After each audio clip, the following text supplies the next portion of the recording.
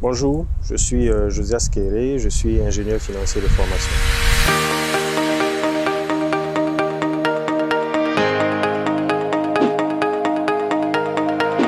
Ok, alors un ingénieur financier, il faut savoir que dans l'ingénierie financière, il y a deux grandes parties. Donc il y a la partie ingénierie financière relative à une entreprise, c'est-à-dire le fonctionnement d'une entreprise. Il y a l'ingénierie financière comme celle que j'ai faite avec spécialisation pour tout ce qui est finance internationale. Voilà. Donc d'abord pour la première partie, il s'agit de gérer le fonctionnement d'une entreprise, de pouvoir analyser le fonctionnement d'une entreprise côté financier, voilà, afin de pouvoir prendre des décisions. Donc on fait une analyse de ce qui existe du passé et on essaie de prendre des décisions afin d'orienter l'entreprise et son fonctionnement pour l'avenir. Et il y a ce que j'ai étudié principalement en tant que spécialisation, qui est l'ingénierie financière du côté international. Et ça, c'est plus applicable à la finance internationale, c'est-à-dire analyser aussi le fonctionnement d'une entreprise, mais en vue de pouvoir prendre des décisions d'investissement.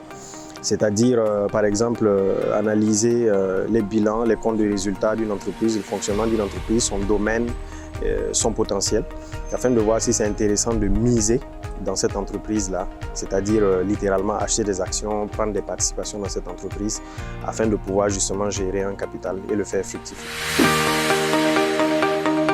Okay, mon domaine de formation est, disons même, à la base du circuit économique et financier mondial. Parce que disons que les marchés financiers, c'est un peu, disons, un marché, un peu comme le marché que l'on connaît, mais c'est le marché sur lequel on part chercher des capitaux. C'est-à-dire le marché où il y a des gens qui ont de l'argent à placer, à offrir, etc. Et le marché également où se trouvent ceux qui ont besoin de capitaux, donc pour faire évoluer leurs entreprises. Donc vous imaginez bien que sans un marché pareil, les entreprises qui ont besoin de lever des fonds au niveau international ne pourraient pas se retrouver en face donc, de gens qui ont des fonds à investir. Donc mon domaine est, disons, à la base même du fonctionnement mondial.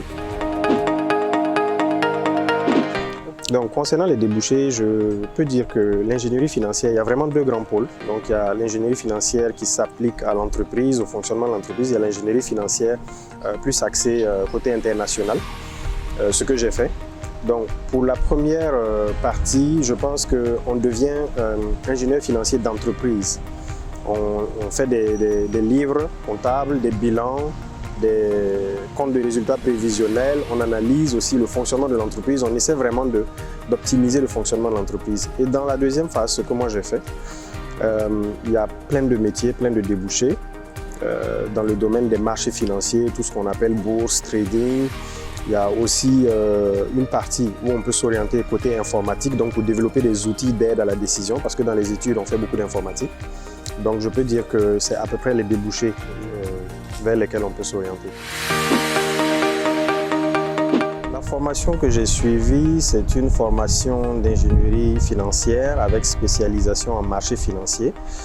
Alors, c'est une formation qui consiste à apprendre en fait le fonctionnement d'une entreprise, à analyser une entreprise, à décortiquer réellement ce qui se passe dans une entreprise, mais aussi l'environnement tout autour de l'entreprise, c'est-à-dire l'environnement économique, l'environnement côté finance internationale de l'entreprise, et avec pour objectif vraiment de pouvoir, disons, donner une notation à cette entreprise, genre elle est très très attractive, est-ce qu'elle vaut la peine de s'y intéresser, éventuellement d'investir financièrement dans cette entreprise. Alors j'ai choisi cette formation parce que j'ai d'abord fait 2 années d'études en sciences économiques et gestion, suivi d'une licence en banque finance et microfinance. Alors la partie financière de ma licence m'a vraiment beaucoup intéressé, donc je me suis intéressé plus à la finance et j'ai justement pendant ma formation aimé certains cours qui parlaient beaucoup de la finance internationale, des marchés financiers. C'est ce qui m'a conduit à faire ce diplôme d'ingénierie en marché financier.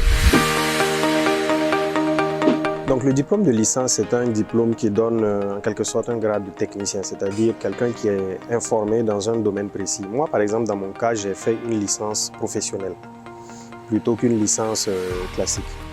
Alors avec la licence professionnelle, la différence c'est que à la fin, on est forcément obligé de faire une immersion professionnelle d'une certaine durée pour pouvoir valider le diplôme. Et techniquement, les cours sont orientés dans un style pratique. C'est-à-dire que pendant les séances, ce n'est pas que de la théorie. C'est-à-dire qu'on vous prépare vraiment pour qu'à la fin du diplôme, vous puissiez aller sur le marché du travail et donc être efficace dans une entreprise. Ça, c'est pour ce qui est de la licence. Alors pour le master, disons qu'après le master, en griffe, on devient maître, quoi. C'est-à-dire qu'on a quand même des connaissances beaucoup plus avancées qu'en licence. Et justement, même pour pouvoir avoir le diplôme de master, il faut faire un mémoire qui déjà n'est pas forcément obligatoire tout le temps dans les licences. Ça arrive qu'on demande quand même un mémoire de licence. Mais dans le master, on a déjà un mémoire que l'on fait qui est beaucoup plus volumineux, beaucoup plus axé recherche, voilà, beaucoup plus étayé que dans le cadre d'une licence. Donc on sort vraiment très informé et avancé dans un domaine précis. J'ai fait des cours du soir en licence et c'était des cours avec des professionnels. Les professeurs également, c'est des gens qui travaillaient déjà dans le domaine, qui étaient assez pointus avec des années d'expérience et c'était vraiment très bien. Ça, c'est vraiment un avantage de faire des cours en licence, surtout professionnels. Les inconvénients, c'est justement les cours du soir. Par exemple, moi, à un moment, je travaillais également en journée.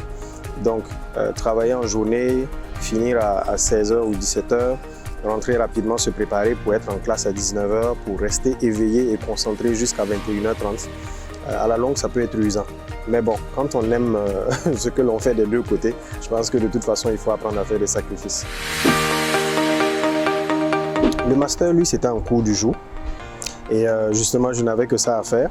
Voilà, étudier à l'école, aller à la bibliothèque et voilà, gérer tranquillement. Les avantages, c'est quoi? C'est qu'on est vraiment focalisé quand c'est en cours du jour. Disons que du matin au soir, on est à l'école, on étudie et tout.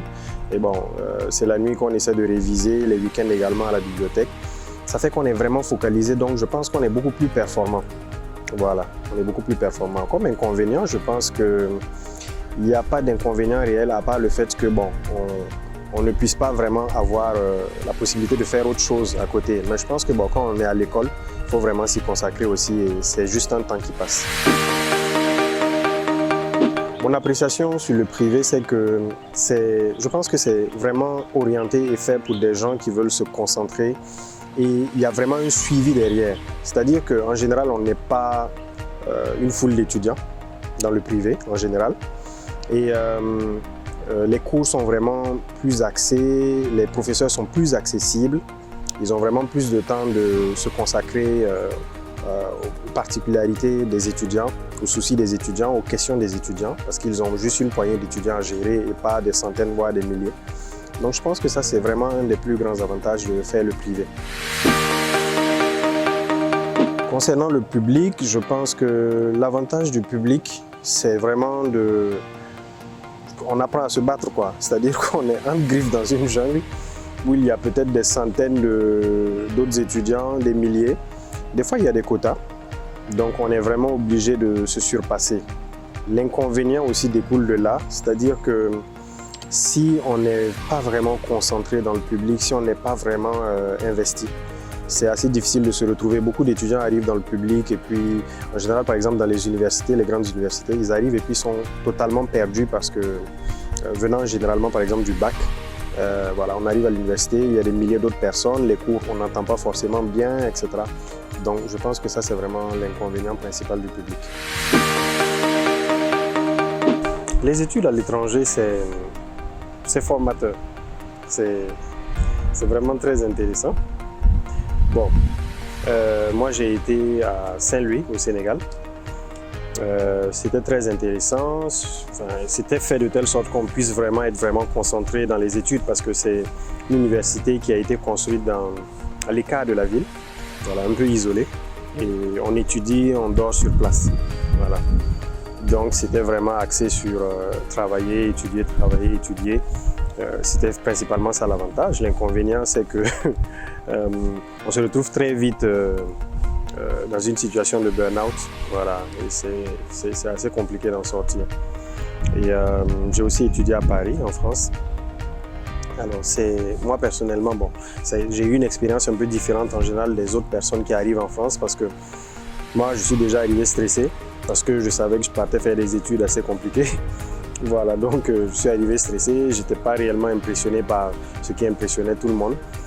Et c'est vrai que j'ai dû quand même beaucoup batailler pour, surtout à ma première année de master, voilà, pour pouvoir rattraper un certain retard parce que les autres avaient déjà commencé en licence. La ville, elle est sympathique, il y a vraiment tout ce qu'il faut. Et en même temps, c'est une ville aussi où, disons, le divertissement est très très prononcé. Voilà, et on peut facilement se retrouver dans une ambiance de divertissement et délaisser un peu l'école. Ça, c'est un peu le danger, je dirais, des études dans ce pays-là et éventuellement des études à l'étranger en général. Celui qui arrive à l'étranger, en général, je lui conseille de garder la tête sur les épaules. C'est très important. On n'est pas parti à l'étranger pour être libre des parents, pour être libre et pouvoir faire ce qu'on veut. On est parti à l'étranger et c'est une chance, c'est une opportunité qui a été donnée, qui n'est pas donnée à tout le monde. Pas que ce soit forcément nécessaire, mais c'est une chance parce qu'aller à l'étranger, c'est aussi une ouverture d'esprit. Donc il faut garder ça en tête et vraiment être concentré sur les études. Voilà. C'est principalement ce pourquoi on est allé là-bas. Mon conseil pour toi qui veux devenir ingénieur financier, c'est de savoir que ce sont des études pointues. Pas qu'elles sont spécialement difficiles, mais il faut être préparé parce que c'est des études à la fois côté finance et aussi côté mathématiques. Et voilà, il faut vraiment s'accrocher. C'est des études qui ont énormément de débouchés, surtout lorsqu'on fait des spécialisations assez pointues. Et je te conseille de te préparer, de savoir que tu es dans le meilleur domaine selon moi dans le monde parce que c'est le domaine qui parle du fonctionnement de la racine de la société, donc l'entrepreneuriat, le financement, etc. Donc je te souhaite de t'accrocher, je te souhaite beaucoup de courage et de savoir que tu entames une très belle carrière. Pour choisir ton école, je te conseille déjà d'y aller, de faire le tour des écoles, de prendre les programmes, de vraiment savoir aussi ce que tu veux faire et aussi de te renseigner, notamment auprès des anciens étudiants, c'est-à-dire concernant le contenu, concernant la politique de l'école, la vision de l'école et aussi les débouchés. Il y a certaines écoles qui ont des statistiques, par exemple, qui peuvent dire que 50% de leurs étudiants ont réussi à obtenir un travail, ont réussi à s'insérer dans le domaine professionnel au bout en 6 mois ou en 1 an. C'est des choses également importantes à prendre en compte. Voilà. Il faut aussi prendre en compte la notation de l'école, mais en général, une école qui a une bonne note, qui a un programme bien ficelé, bien structuré, c'est une école intéressante à envisager. Je remercie le grand frère pour l'initiative, pour l'opportunité qui m'a été donnée de partager mon expérience concernant mes études, concernant l'ingénierie financière, concernant les études à l'étranger. Je pense que tu as la chance d'avoir cette plateforme-là qui peut te guider et te donner en fait des clés pour pouvoir choisir un peu dans quoi t'orienter à l'avenir. Et nous, à notre époque, on n'avait pas ça, donc je pense que très rapidement, il faut que tu ailles te connecter sur legrandfrère.bf.